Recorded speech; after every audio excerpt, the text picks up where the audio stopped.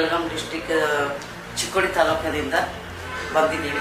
ಕಳೆದ 3 ತಿಂಗಳಿಂದ ನಮ್ಮಲ್ಲಿ ಸಾರ್ವಜನಿಕ ಆಸ್ಪತ್ರೆಯಲ್ಲಿ ನಾನ್ ಕ್ಲಿನಿಕ್ ಡಿ ಗ್ರೂಪ್ದವ್ರಿಗೆ ಪೇಮೆಂಟ್ 9,000 10,000 ಇರೋದ್ರಿಂದ ಮೇಡಮ್ ಅವರು ಬಂದು ನಾವು ಅವ್ರ ಕಂಪ್ಲೇಂಟ್ ಹೇಳಿದಾಗ ಎಲ್ಲ ಅಧಿಕಾರಿಗಳನ್ನ ಕರೆದು ಅದನ್ನ ಪೇಮೆಂಟ್ ಅವ್ರದ್ದು ಎಷ್ಟು ಕಾರ್ಮಿಕರ ಪೇಮೆಂಟ್ ಎಷ್ಟು ಐತಲ್ಲ ಅಷ್ಟು ಆಗಬೇಕು, ಇಲ್ಲದ್ರೆ ನಿಮ್ಮ ಮ್ಯಾಗ ಅಕ್ಷನ್ ತಗೋತೇನಂತ ಹೇಳಿ ಖಂಡಿತವಾಗಿ ಮಾತಾಡಿ ನಮ್ಮ ಜನರಿಗೆ ನ್ಯಾಯ ಕೊಡಿಸಿದಾರು.